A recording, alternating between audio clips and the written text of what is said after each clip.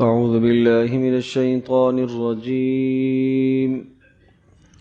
بسم الله الرحمن الرحيم.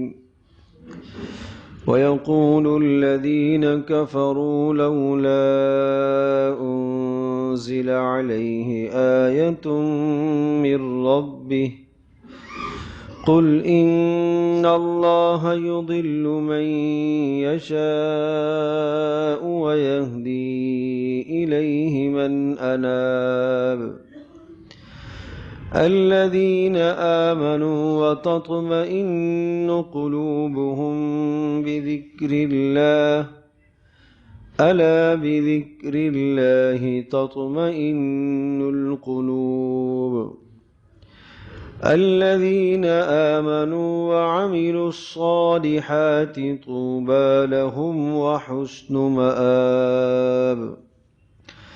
ويقول الذين كفروا لولا أنزل عليه آية من ربه، اور وہ لوگ جنہوں نے کفر کیا وہ یوں کہتے ہیں کہ اس نبی پر اس کے پروردگار کی طرف سے کوئی نشانی، کوئی معجزہ کیوں نہیں نازل کیا جاتا؟ قل کہہ دیجئے ان اللہ یضل من یشاء ویہدی الیہ من اناب، بے شک اللہ تبارک تعالی جسے چاہتا ہے اس کے گناہوں کی وجہ سے، نافرمانی اور ہٹ درمی کی وجہ سے اسے گمراہ کرتا ہے، ویہدی الیہ من اناب، اور جو اس کی طرف رجوع کرتا ہے اس کے لیے ہدایت کا فیصلہ کرتا ہے۔ الذین آمنوا وتطمئن قلوبہم بذکر اللہ، وہ لوگ جو ایمان لاتے ہیں، وتطمئن قلوبہم بذکر اللہ، ان کے دلوں کو اللہ کی یاد سے سکون ملتا ہے۔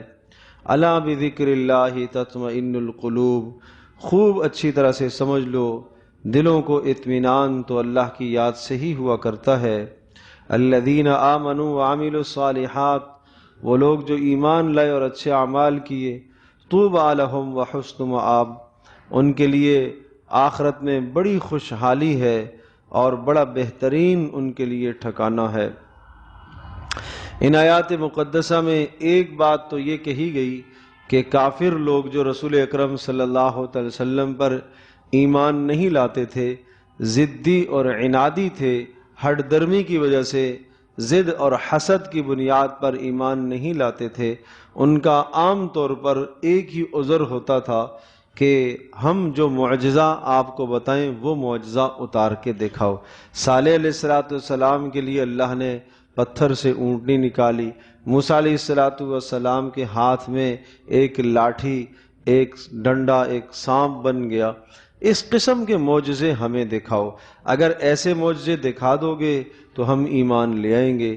اللہ پاک کی طرف سے قرآن مجید میں کئی مقامات پر اس قسم کے جوابات دیے گئے ان کے سوالات کے۔ وَلَوْ أَنَّنَا نَزَّلْنَا عَلَيْهِمُ الْمَلَائِكَةَ وَكَلَّمَهُمُ الْمَوْتَى، یہ معجزات کی بات کرتے ہیں۔ ضدی اور ہٹ درم آدمی تو نہیں مانتا، اگر ہم آسمان سے فرشتوں کو بھی اتار دیں اور قبروں سے مردے بھی اٹھ کر بات کریں ان سے، پھر بھی جنہوں نے نہیں ماننا وہ نہیں مانیں گے۔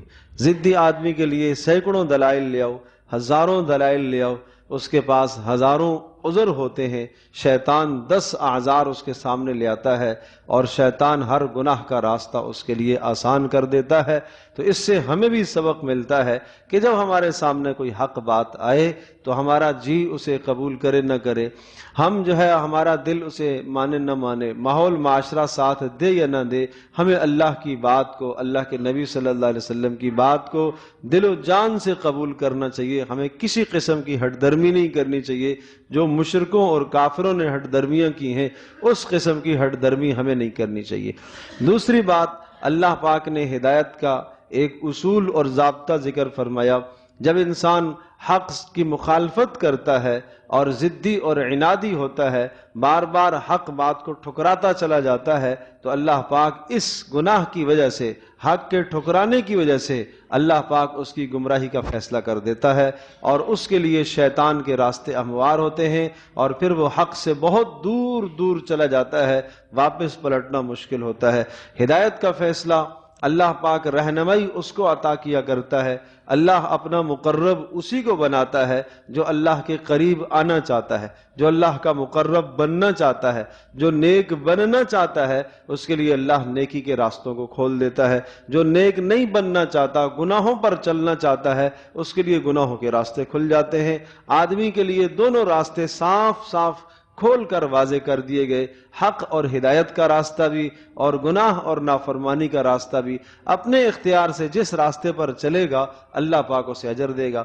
ایک آدمی رات کا قیام کرنا چاہتا ہے، تہجد پڑھنا چاہتا ہے، اللہ اس کی مدد کرے گا، اسباب بنائے گا، وہ اٹھے گا۔ ایک آدمی گناہ میں گناہ میں گزارنا چاہتا ہے، شیطان اس پر مسلط ہو جاتا ہے اور گناہ کے راستے اس کے لیے ہموار ہو جاتے ہیں۔ تو یہ تو انسان کے اپنے مزاج پر ہے۔ بہت سارے لوگ آج سوال کرتے ہیں، جی نماز کا جی نہیں چاہتا، جی نیک عمل کرنے کا جی نہیں چاہتا، جی کوئی تعویذ دے دے میں نماز پڑھنے لگ جاؤں، میرا بیٹا نماز نہیں پڑھتا، میرا یہ جو ہے نیک عمل نہیں کرتا۔ یاد رکھیے گا ان تمام معاملات کے لیے کوئی تعویذ نہیں ہے، اندر سے ہمت کرنی پڑتی ہے۔ انسان جب نیک عمل کی ہمت اور ارادہ کرتا ہے تو اللہ پاک اس کی مدد فرماتا ہے۔ جو نہیں کرتا، گناہ پر چلنا چاہتا ہے، تو شیطان اس کے لیے گناہوں کے راستے ہموار کرتا ہے۔ تیسری بات یہ ذکر فرمائی، ایمان والوں کو تو اللہ کی یاد سے ہی سکون ملا کرتا ہے۔ جس طرح سے آپ یوں سمجھیے کہ انسان جب بھوکا ہوتا ہے، پیاسا ہوتا ہے، تو بھوک اور پیاس اس کی ختم ہوتی ہے کھانے اور پینے کی چیزوں سے، اس لیے کہ انسان کے جسم میں اللہ پاک نے جو بھوک اور پیاس رکھی ہے، اس بھوک اور پیاس کا مداوا کھانے پینے کی چیزوں سے ہے۔ اگر اس بھوکے اور پیاسے شخص کے سامنے کوئی آدمی مالوں کا ڈھیر لا کر رکھ دے، سونے چاندی کا ڈھیر لا کے رکھ دے، اور اس کو ایک کمرے کے اندر بھوکا پیاسا رکھ دیا جائے، وہ تو یہ کہے گا یہ سونا چاندی تم لے جاؤ، مجھے تو ایک گلاس پانی چاہیے، مجھے تو ایک روٹی چاہیے، اس لیے کہ اس وقت میرا جسم بے قرار ہے، وہ روٹی کا طلب کرنے والا ہے، اور روٹی کی طرف طلب ہے مجھے، اور مجھے پانی کی طرف طلب ہے۔ بالکل اسی طرح سے انسان کے اندر جو روح اللہ نے رکھی ہے، اس روح کی بھی پیاس ہے، اس روح کی بھی بھوک ہے، اور اس کی پیاس اور بھوک بجھتی ہے اللہ کی یاد سے، اللہ کے ذکر سے، قرآن کی تلاوت سے، نماز سے اس کی پیاس بجھتی ہے۔ آپ بہت سارے لوگ آج کہتے ہیں بے سکونی ہے، سخت بے سکونی ہے، ڈپریشن کا شکار ہے، تو بے سکونی کیسے دور ہوگی؟ آپ بے سکونی کو دور کرنے کے لیے گولیاں کھائیں، آپ بے سکونی کو دور کرنے کے لیے سیر سیاحت کے لیے تفریح مقامات پر چلے جائیں، نہیں۔ اس بھوکے کو، بھوکے نفس کو، بھوکی روح کو جو اس کی غذا ہے وہ نہیں دیں گے تو کیسے سکون آئے گا؟ اللہ کی یاد میں سکون ہے، اللہ کے ذکر میں سکون ہے۔ آپ مسجد میں آؤ، مسجد میں وقت سے پہلے پہنچو، اذان ہوتے ہی مسجد میں پہنچو، صف اول میں پہنچو، تلاوت کا اہتمام 5 وقت میں کرو، اللہ کو یاد کرو، گناہوں سے بچو، پھر دیکھو دل کو کیسے سکون ملتا ہے۔ اس دل کی، اس روح کی غذا ہی اللہ کی یاد ہے۔ کہیں اور سے غذائیں دیتے رہو، دیتے رہو، دیتے رہو، کھلاتے رہو، نہیں ہے، سکون مل ہی نہیں سکتا۔ اللہ پاک نے کسی اور شے میں اس کے لیے سکون تو رکھا ہی نہیں ہے، اس کا سکون ہی اللہ کی یاد میں ہے۔ تو اس لیے اللہ تبارک و تعالیٰ کی طرف رجوع کرنے کی ضرورت ہے، کثرت سے ذکر کرنے کی ضرورت ہے۔ اور جب انسان گناہ کرتا ہے، نافرمانی کرتا ہے، تو گناہ اور نافرمانی کرنے کی وجہ سے انسان کی روح متاثر ہوتی ہے، اور جب جس طرح سے جسم زخمی ہوتا ہے، متاثر ہو جاتا ہے، تکلیف ہونا شروع ہو جاتی ہے، اسی طرح سے گناہوں کی وجہ سے آدمی کی روح متاثر ہوتی ہے اور اندر سے بے قراری ہوتی ہے، چین نہیں آتا۔ توبہ کرو گے، دل نورانی ہو جائے گا، تو دل کو سکون ملے گا، دل کو قرار آئے گا۔ اس لیے فرمایا الا بذکر اللہ تطمئن القلوب، خوب اچھی طرح سے سمجھ لو کہ دلوں کو سکون آئے گا اللہ کی یاد سے، اس کے علاوہ کوئی اور راستہ دل کے سکون کا اللہ پاک نے نہیں رکھا۔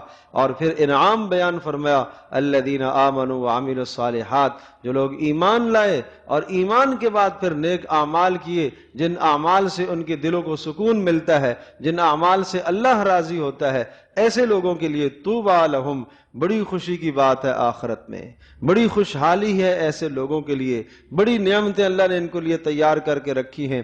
وحسن مآب، اور بڑا خوبصورت ٹھکانہ اللہ نے ان کے لیے بنایا ہے، بہت وسیع اللہ نے ان کے لیے جنت بنائی ہے۔ وسارعوا الی مغفرۃ من ربکم، وَجَنَّةٍ عَرْضُهَا السَّمَاوَاتُ وَالْأَرْضُ، اتنی بڑی جنت جس کی چوڑان آسمان اور زمینوں کے پھیلاؤ کے برابر ہے. ساتوں آسمانوں کو پھیلا دو، ساتوں زمینوں کو پھیلا دو، جتنی چوڑان یہ بنے گی اور جتنا رقبہ یہ بنے گا، اتنی جنت اللہ پاک ایک جنتی کو عطا کریں گے. اس جنت کے لیے محنت کرو، اس جنت کے لیے اعمال کی ضرورت ہے، اس جنت کے لیے عمل کی ضرورت ہے، گناہوں سے بچنے کی ضرورت ہے. تو اس لیے فرمایا آمنوا وعملوا الصالحات طوبى لهم وحسن مآب. جو لوگ ایمان لاتے ہیں، اچھے اعمال کرتے ہیں، ان کے لیے آخرت میں بڑا خوبصورت ٹھکانہ ہے اور اللہ پاک کی طرف سے بڑی ان کے لیے خوشحالی ہے. اللہ پاک ہم سب کو عمل کرنے کی توفیق عطا فرمائے.